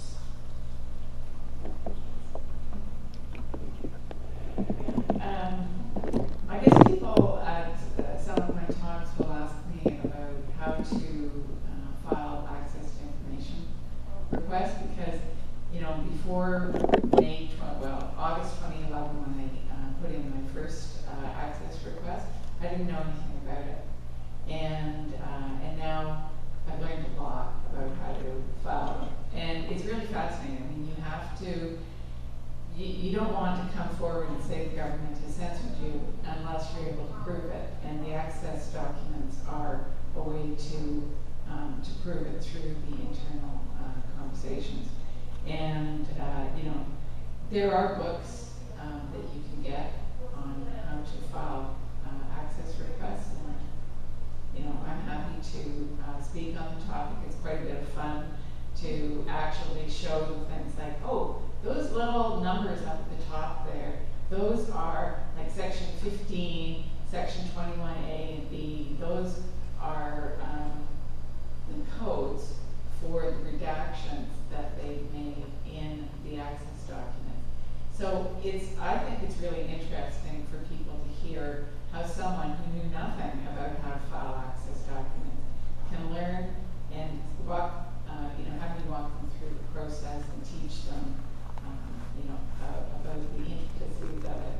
And what I have also learned is that the access, there are just, like in my book, I actually have a chapter called Games Bureaucrats Play, and it's really, really fun reading. I'm sure the government loves it. It's like the hot potato and I've got the eyes and how you drill down and find out who the people are who've been looking at your file. And so you might enjoy taking a peek at that chapter. It'll give you some help. I think before April of 2012, if someone approached me with a question like that, I would have automatically said, okay, well, if you wanted to work at Library and Archives Canada, what I would suggest is you contact an archivist or a librarian who's specializing in that field, and they will facilitate the whole process for you, because public archives and libraries of any variety, even though academics routinely take advantage of them, they are public repositories, and any member of the public should be able to access them and find the reference support there to facilitate the process, even if they come in as a complete novice. I find it very sadly that it could be at this point that a local public library could provide better reference services than what might be happening at Library and Archives Canada right now. We are in late June, the new Library and Archivists of Canada is coming on board, and there's been cautious optimism about that individual may take the LAC in a hopeful new direction and reverse some of the horrors that we've seen since April of 2012. And I sincerely hope that we will see a reinstatement of things like interlibrary loan, which if there were books of interest to you, before December 2012 last year, and they were held at Library and Archives Canada, you could have ordered those into your public library as long as they weren't too fragile to travel. There could have been microfilm materials of archival records that you could have gained access to through your local library. The loss of interlibrary loan was a tremendous setback for all of us. A lot of genealogical researchers would routinely order things into their local public library if they couldn't travel to Ottawa to gain access. So I hope we'll see a reversal of the trend of the last few years, so that I can once again say with confidence, you want this information. Let's check the catalog online and look. It looks like there are materials there. Let's find out who the archivist, who is in charge of those materials, and let's get you in contact with that person so that you can have a conversation before you even arrive there, and then you can have a wonderful and successful research trip once you get there. The likelihood of that happening is increased by the louder we speak now, the more often we speak, and the greater number of people who we speak. 40% of the people who walk through the door of Library and Archives Canada are people searching their family histories. And the number of hours that there's search staff available, the access to the records have all been substantially diminished. And as you were suggesting, they virtually eliminated the positions for all their specialist archivists. So most of us go in and say, well, one of the specialist archivists who are in the area will say, well, there's something in this collection, maybe they get rid of all those positions. And so people are just being made into being general archivists who have to oversee collections they know nothing about. So it basically made it very difficult. They're also not accepting collections. So that all sorts of records won't be available in the future because they're not being collected now. They cut back on resources for local archives, so that the ability to get the materials you want are very difficult when when various Métis or First Nations communities want to turn over records. LIC isn't taking them. And they say, well, do it to your local archives, but the local archives have their budgets being cut back and the federal support for them being diminished. So there's no repository for these things, which will just be lost to history if this is allowed to continue. So lots of stake for all of us ordinary Canadians, totally apart from academics doing research on these things. And that, the point you're raising is so important. Maybe one more question or comment? Anybody? Yes, please. Do you hear me well? Why don't you use the mic, it's easier.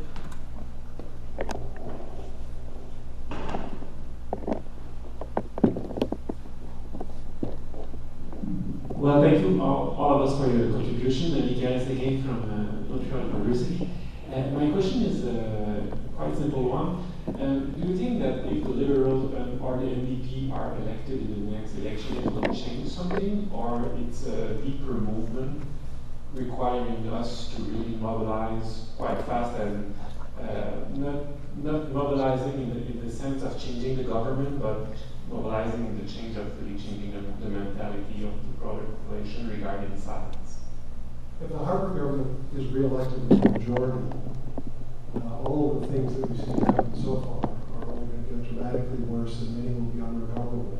We already have lost the most popular museum in the country, the Canadian Museum of Civilization, which is describing as had its mandate. It's not only to regain the Canadian Museum of History, it's had its mandate changed, so the Canadian Museum of Civilization had as its mandate developing critical understanding of our world cultural heritage and doing research. Critical understanding and research has been removed from the mandate for the new museum. The finest social history museum in the country was the Canada Hall within the Museum of Civilization. It's being dismantled. If the government is re-elected, all of these things will be nailed down and be virtually irreversible. On the other hand, simply defeating the government and thinking our problems are over is an illusion, I think, as you were implying. We have to do these things regardless of who gets elected. They have to feel public pressure around research and science and archives and so forth, or else they'll do versions. We had many of the same battles with the Liberal government before the Harper government. And as I mentioned at the beginning of my talk, the Harper government actually spends more money in science than the Chrétien government spends it badly in the wrong ways and so forth. But so it's not just a simple matter of a government. It will be disastrous, in my view, if this government's re-elected, but it isn't a solution just to defeat them and then think we can go home and go to sleep. I would like to add something to this, and it seems to me we have to go beyond identifying what we don't want in terms of formulating what we do want to see. I've seen a recent review of the effect of the Thatcher government, and it's taken 30 years and they have not yet reversed all of the effects. The Harper government, I think, has gone a lot further than the Thatcher government, so I think it will take us 50 years to be able to reverse all of that. And in between we'll have climate change, so it will be a different ballgame altogether. But it seems to me that we need to move in terms of identifying specifically what it is we want to see, such as the reinstitution of the mandatory long census form, the parliamentary advisor in terms of science policy. The NDP actually has a fairly good bill in front, a proposal on that particular issue. And it seems we have to press for that now with all three parties. I think it's also important that we try to reach some of the conservatives. So I think it's extremely important to put this into non-partisan terms, because there must be red Tories and others who are disturbed by what is going on, and I think we have to be able to capitalize on that aspect. So one of the things I hope we will do in Scientists for the Right to Know, and I would invite you all to join, you've all gotten the information how to do so, is to start a discussion what are the positive things we're going to ask for, and then to develop a strategy as to how we can do that with MPs and candidates of all parties. So I would like to give the last word to the three panelists. Is there one thing you would like to see happen, or otherwise, if you would like to just give your last wisdom? Janet, would you like to start? In terms of reinstatements, interlibrary loan at Library and Archives Canada, and the reestablishment of the National Archival Development Program would be the two key immediate things I would love to see switched back. I'd like to draw your attention to the advice of my hero. My hero is a woman named Ursula Franklin, who was the first woman professor of engineering at the University of Toronto, a world-famous scientist, who said, you know, in the face of all these things, these momentous problems, it's so easy to become get a sense of hopelessness. And she said, what you have to remember is her earthworm theory. The way soil is enriched is by each earthworm ingesting a tiny bit and so on, but it's the collectivity of that that fundamentally changes the soil. And if we're going to change these kinds of things, what I hope you go away from this tonight is ask yourself what you can do. In talking to your family or your friends or your colleagues in the university or the student association or whatever about some of these things. And it's not your ability to make a momentous change, but all of us working wherever we can and whenever we can is indeed the way we're going to make change. So I've really appreciated this opportunity to speak and to hear all of the discussion around this. It's fabulous. And I think that we have to look within ourselves and ask what we can do. Each of us can make such a difference by speaking up, and we need to have courage to speak up. And you can say, sort of say, well, nobody's going to listen to me, it doesn't make any difference. But each of us can make a huge difference in our lives if, when we see things happening, whether it's censorship or it's injustice, we actually step forward and say, this is wrong, we need to make changes here. Your friends and family, your neighbors around you will take notice of you stepping forward, and you will be surprised at the impact that you can make. So each of us needs to believe in ourselves that we can make a difference. Thank you very much for an absolutely marvelous panel. Thank you.